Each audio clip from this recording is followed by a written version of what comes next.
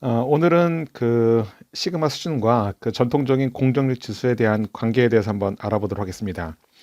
사실 요즘은 그 식스 시그마를 하는 회사가 그렇게 많지는 않지만 여전히 그 시그마 수준이 그 사용되는 곳이 있고 또한 이런 전통적인 공정 지수도 사용되는 곳이 있는데요. 이런 그 두 가지 지표는 그 서로 어떤 관계를 갖고 있습니다. 그 사실 이 시그마 수라고 하는 것이 처음에 모토로라에서 만들어졌을 때 이것이 그냥 만들어진 것이 아니고 그 전통적인 공력 지수 우리가 흔히 알고 있는 뭐 CPSPK 이런 지표로부터 사실 유도가 된 것입니다. 자, 그게 어떻게 유도가 되었고 발전되어 왔는지 그 과정에 대한 얘기를 오늘 한번 여러분들과 같이 한번 해보도록 하겠습니다. 자, 그 얘기를 하기 위해서는 먼저 그 시그마 수준이라고 하는 것이 어떤 것인지에 대한 정의를 먼저 내려야 되는데요. 그러니까 시그마 수준이라고 하는 것을 가장 기본적인 정의는 이렇게 됩니다. 우리가 관리하고 있는 어떤 그 품질 특성이 있는데 그 품질 특성이 정기분포를 따른다고 일단 가정합니다. 자, 그럼 정기분포 그림을 한번 그려보도록 하겠습니다. 자, 그리고 그 정기분포를 따르는 데이터이기 때문에 정기분포는 가장 피크인 점에서 수직으로 내려가는 것이 이제 평균이 되겠고 대충 이 정도의 폭이 이제 시그마가 됩니다. 자, 그럼 우리가 관리하는 그 흔히 CTQ라고 불리우는 그 중요한 품질 특성이라고 하는 것이기 때문에 그거는 대개 이제 규격을 갖게 되는데요. 자, 그럼 여기 스펙이 있다고 정하겠습니다. 자, 그럼 여기 스펙 상한이 이렇게 있습니다. 자, 이때 이 시그마 수라고 하는 것은 어떻게 정의하냐면 만약에 여기 있는 이 CTQ의 평균으로부터 가까운 쪽에 있는 규격 한계까지 채워지는 시그마의 개수 이걸 가지고 시그마 수를 정하게 되는데요. 만약 지금 같은 그림이라면 이 평균으로부터 규격 한계까지 이렇게 세 개의 시그마로 채워지게 됩니다. 이렇게 세 개의 시그마로 채워지면 이 공정을 우리가 흔히 3시그마 공정이다 이렇게 우리가 부르게 됩니다. 자, 그럼 이제 6 시그마 공정은 어떻게 되는지 그림으로 다시 이제 그려본다라면 똑같이 정규포를 따르는 그런 품질 특성이어야 되겠고요. 그런데 그 평균이 동일하다 하더라도 그 3포가 줄어야 되겠죠. 그래서 3포가 이렇게 줄어듭니다. 자, 그리고 이제 평균이 여기 위치하고 표준 매차의 폭이 이렇게 되겠습니다. 자, 그러면 스펙이 어디 존재하냐면 여기에 스펙이 이렇게 존재하겠죠. 그러면 채워지는 시그마의 개수가 이렇게 6개의 시그마로 채워지게 됩니다. 이렇게 되면 얘가 바로 6시그마 공정이 되는 겁니다. 자, 그래서 많은 분들이 이제 시그마 수준이라는 것이 무엇이냐 이렇게 질문을 내리면 사실 그 답변을 잘 못하시는데 가장 기본적인 컨셉의 대답은 지금 말씀드린 것처럼 정규표를 따르는 품질 특성으로부터 이렇게 가까운 쪽에 있는 규격 한계까지 채워지는 시그마의 개수 이걸 우리가 시그마 수준이라고 부른다라고 얘기를 합니다.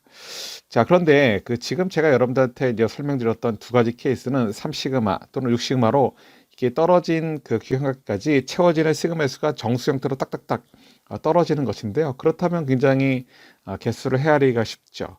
자, 그런데 이런 식이 아니고 뭔가 좀 다르다라면 매번 이렇게 시그마 개수로 센다고 하는 것이 조금 불편하겠죠. 자, 그래서 이제 시그마 수준을 어떻게 우리가 유도를 하게 되냐면 실제로는 이렇게 유도를 하지 않고 이런 과정을 거치게 됩니다. 어떤 과정을 거치게 되냐면 먼저 위쪽에 있는 그림에서 여기 있는 이 규격 상한이라고 하는 것은 평균으로부터 3배의 표준만처만큼 떨어져 있습니다. 자, 이때 여기는 이 규격 상한이라고 하는 값을 갖다가 우리가 뭘 해주게 되냐면 표준화라고 하는 것을 해주게 됩니다. 표준화. 자, 그럼 표준화를 한다고 하는 것은 대개 평균으로 빼주고 표준 편차로 나눠주는 이러한 과정을 우리가 흔히 표준화라고 하는데요. 자, 그럼 한번 해보죠. 먼저 표준화를 하고자 하는 값을 써줍니다. 자, 그럼 우리가 USL을 표준화할 것인데 이거를 평균으로 빼주고 자, 그리고 표준 편차로 나누게 됩니다. 자, 그런데 USL이라고 하는 것은 조금 전에 뮤 플러스 3배의 편차라고 썼기 때문에 이걸 다시 평균으로 빼주고 이걸 시그마 나누게 되면 뮤하고 뮤는 없어질 테고 시그마는 약분이 됩니다. 그럼 남는 것이 뭐만 남냐면 3만 남겠죠. 바로 여기다 이제 시그마 수준 이렇게 이름만 붙여주면 되겠습니다. 자, 같은 방법으로 6시그마 수준도 마찬가지인데요. 여기 있는 규격 한계 같은 경우는 평균으로부터 6배의 편차만큼 떨어져 있죠. 마찬가지로 여기 있는 US를 갖다가 표준화를 하게 됩니다. 그러면 USL을 평균으로 빼주고 자, 그리고 이제 시그마로 나누게 되는데요. US라는 것이 평균으로부터 플러스 6배의 편차만큼 떨어졌으니까 뮤로 빼주고 시그마 나누게 되면 마찬가지로 뮤 없어질 테고 시그마 약분이 되면 6이 됩니다. 그러니까 끝에 시그마 수준 이렇게만 써주면 되겠죠. 자, 그래서 이제 시그마 수준이라고 하는 것을 이렇게 설명드리는 것은 그렇게 어렵지 않습니다. 자, 그러면 우리가 이제 시그마 수준이라고 하는 것에 대한 정의도 알아봤고, 그리고 시그마 수준을 실제로 어떻게 구하는지에 대해서도 간단하게 알아봤는데, 그럼 이런 그 시그마 수준이라고 하는 것은 원래 어떻게 나온 것인가, 그 얘기를 해보려고 합니다. 자, 이 시그마 수는 그 사실 이 지표에 대한 얘기를 한 사람은 모토로라에 근무했던 바로 이 마이클 헤이라는 사람에 의해서 이런 지표들이 처음 제안이 되었습니다. 이 마이클라는 사람은 그 식스마 아카데미라는 회사를 세가지고 전 세계에 이제 식스마를 보급하기도 했는데요. 그 예를 들면 식스마 아카데미라는 회사는 그 미국의 이제 G하고 조율을 해서 G의 이제 식스 시그마를 성공적으로 이끌기도 했었습니다. 바로 이 마이클 헤라는 사람이 바로 이제 시그마 수준에 대한 얘기를 하게 됐는데, 이 사람이 쓴 책에 굉장히 많은 지표들이 나옵니다. 거기에 뭐 G 숏텀, G 롱텀 이런 얘기들 나오고 뭐 여러 가지 얘기가 나오는데, 그건 조금 뒤에서 차차 하나씩 해보도록 하고요. 우리가 오늘 얘기하려고 하는 것은 전통적인 시그마 수준과 과연 이 전통적인 그 공정지수와 이제 시그마 수 사이에는 어떤 관계가 있는지를 한번 해보도록 하겠습니다. 자, 예를 들면 우리가 그 사용하는 지표 중에서 가장 기본적인 전통적인 지표가 바로 CP라는 지표가 있죠. 자, 그런데 이 CP라는 지표는 6배의 편차분에 얘는 USL 마이너스 뮤가 됩니다. USL 마이너스 LSL이죠. USL 마이너스 LSL입니다. 자, 그런데 여기 있는 이 그 USL 마이너스 LS라는 것은 규격 상한으로부터 규격 하한까지 거리가 되는데요.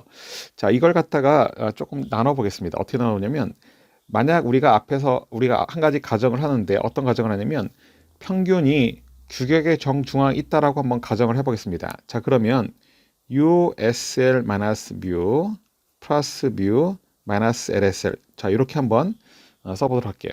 그러면 뮤를 빼주고 더 있으니까 뭐 가운데 있는 값은 0이 될 테고, 그러면 위쪽에는 식의 분자하고 같죠. 자, 그리고 이것을 6배의 시그마로 나누겠습니다. 자, 그런데 이거를 두 개로 분리를 할게요. 어떻게 분리하냐면 USL 마이너스 뮤, 그리고 이걸 6배의 편차. 마찬가지로 뮤 마이너스 LSL, 그리고 6배 편차. 이렇게 우리가 분리를 한번 해보도록 하죠. 자, 그런데 우리가 조금 전에 가정하길 뭘 가정했냐면, 평균이라고 하는 값이 그 규격 한계의 정중앙에 있다. 규격의 정중앙에 있다라고 했죠. 그럼 평균으로부터 규격 상한까지 거리나 평균으로부터 규격 하한까지 거리가 같게 됩니다. 즉, 여기서 이 식의 분자 부분에 나와 있는 식이 뭐냐면, 바로 여기 있는 이 식은 평균으로부터 규격 상한까지 거리를 의미하는 거고, 여기 있는 것은 평균으로부터 규격 하한까지 거리를 얘기합니다. 자, 그런데 평균으로부터 규격 하한 거리가 둘 다 같다고 하기 때문에 이 두 개씩을 다 쓸 필요 없이 한 가지씩만 쓰고, 그리고 거기에 2배를 취해주면 되겠죠. 자, 그래서 어떻게 하게 되냐면,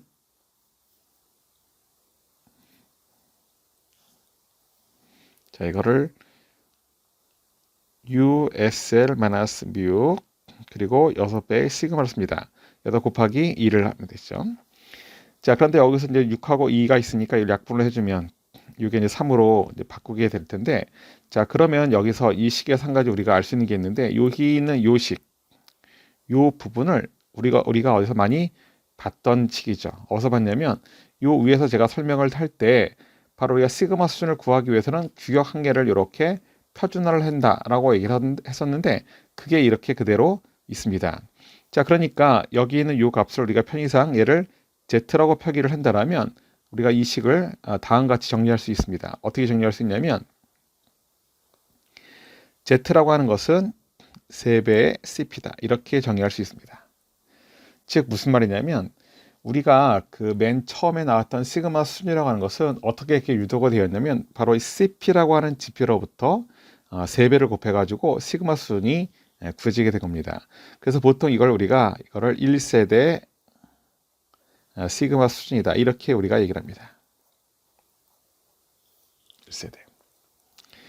자, 그럼 1세대가 있다는 것은 뭐 2세대도 있겠고, 그 다음에 3세대도 있고, 이렇게 좀 나눠지겠죠. 그래서 일단 그 1세대부터 설명을 드렸는데, 일단 처음에는 CP에다 3배를 곱해가지고 시그마 수준이 나오게 된 겁니다.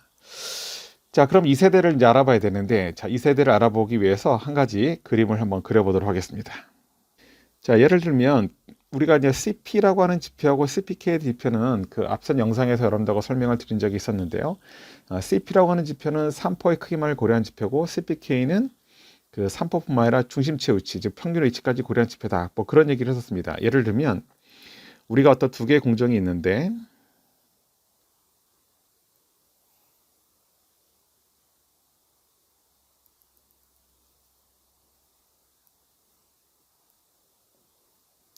여기 USL이 있고 여기 LSL이 있는 이런 A라는 공정이 있습니다. 자, 그리고 그 옆에 또 다른 공정이 하나 있는데요. 자, 근데 얘는 규격 한계가 여기 있습니다. USL 여기 있고 이쪽에 LSL이 있습니다.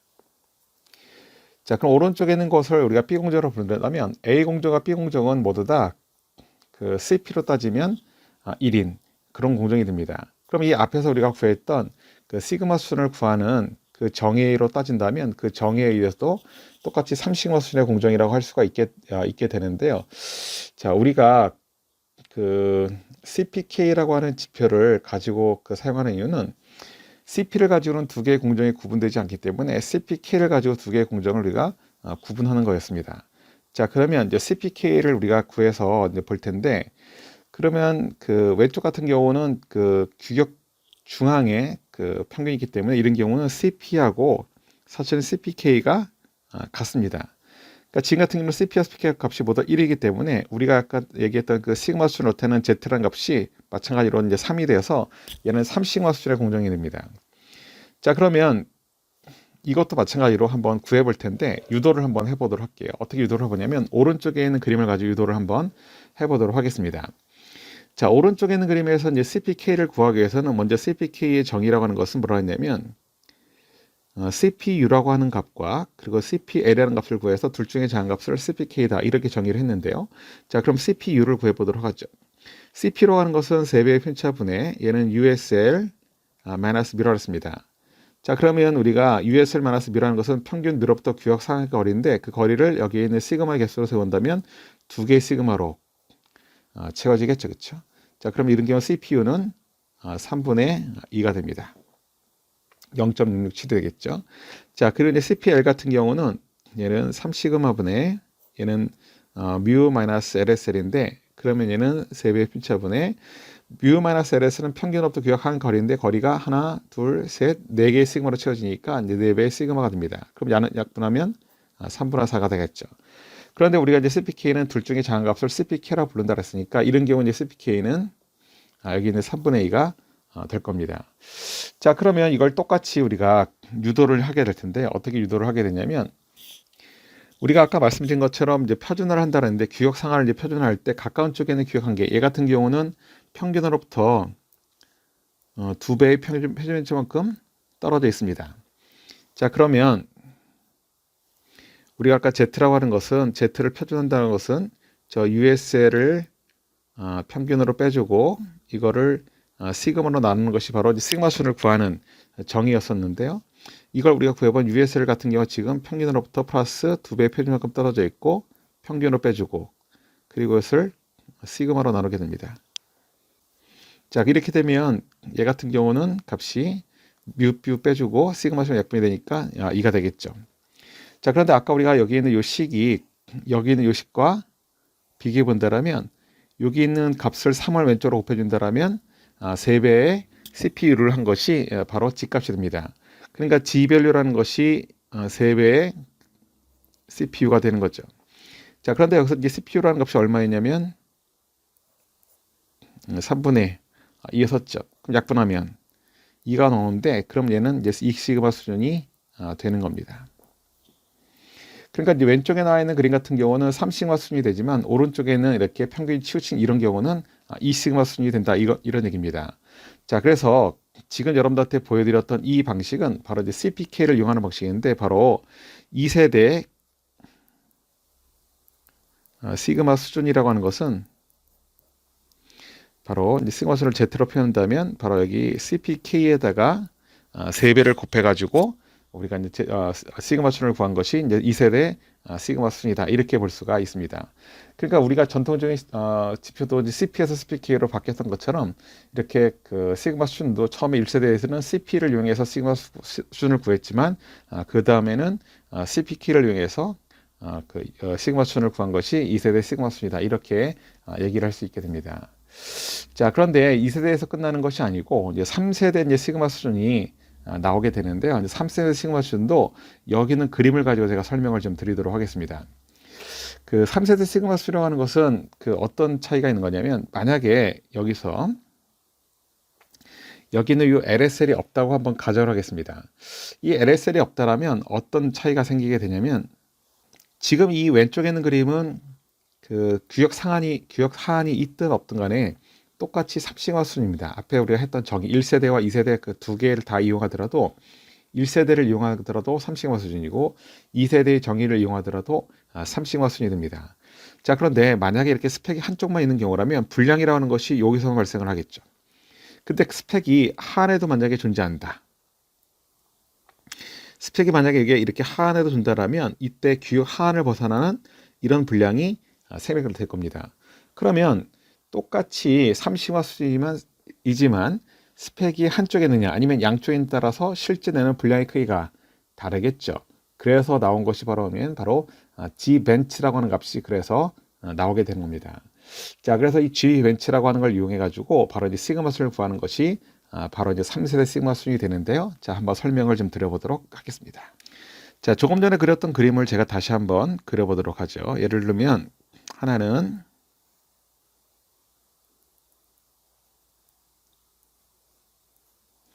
규격이 이제 상한만 있는 경우고, 또 하나는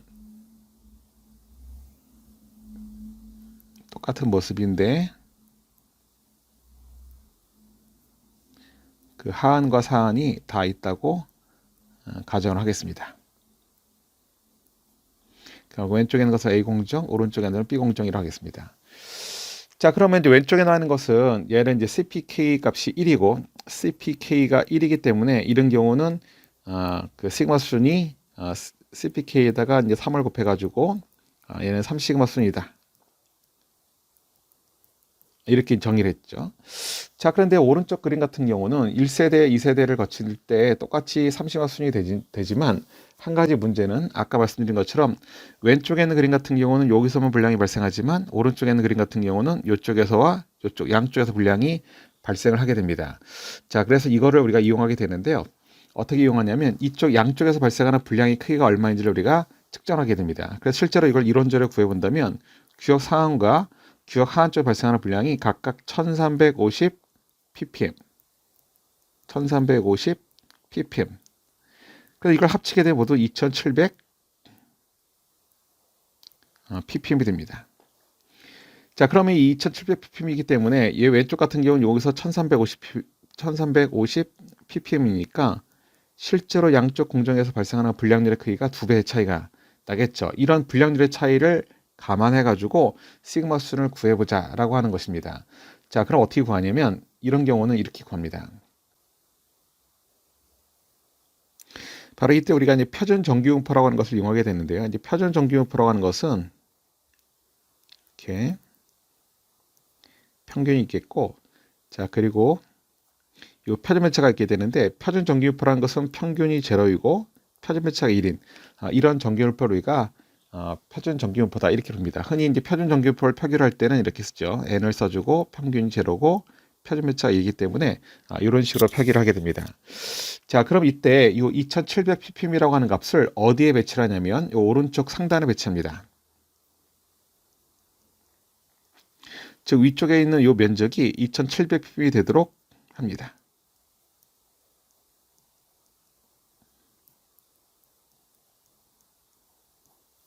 그렇죠? 자, 그럼 이 아래쪽의 면적이라는 것은 얼마가 되면 0.9973이 됩니다. 0.9973. 자, 이때 표준 정규분포 표라고 하는 것이 있는데 표준 정규분포 표에서 이 아래쪽의 면적이 0.9973에 해당하는 이 x축에 있는 값을 구하는 겁니다. 이 값을 우리가 구해내게 되면 그 값을 이 공정의 시그마 수준이라고 정의를 하게 됩니다. 그래서 이걸 실제로 이제 구해보면 여기서 이 표준 전기포에서 이 Z값 값을 구해보면 얘가 값이 2.78이 나옵니다.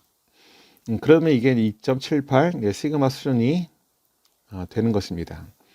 그러면 아까 우리가 봤던 한쪽 규형만 있는 경우, 양쪽 규형에 있는 경우에 이제 시그마 수준의 차이가 생기겠죠. 그래서 이런 것이 바로 이제 3세대 시그마 수준이 되는 겁니다. 자, 그래서 이렇게 구한 것이 바로 이제 3세대 시그마 수준이 되겠습니다. 그래서 정리를 하자면 그 1세대 시그마추라는 것은 CP를 이용한 경우고 2세대 시그마추라는 것은 CPK를 이용한 것이고 3세대 시그마추라는 것은 한쪽 기억과 양쪽 기억이 있는 것을 구분하기 위해서 만들어진 지표다. 이렇게 이해를 하시면 되겠습니다. 자, 그래서 이 시그마수라고 하는 것이 그냥 나온 것이 아니라 말씀드린 것처럼 과거에 우리가 사용했던 전통적인 그런 지수를 공정 지수를 응용을 해가지고 이런 시그마 수준이 만들어지게 된 것입니다.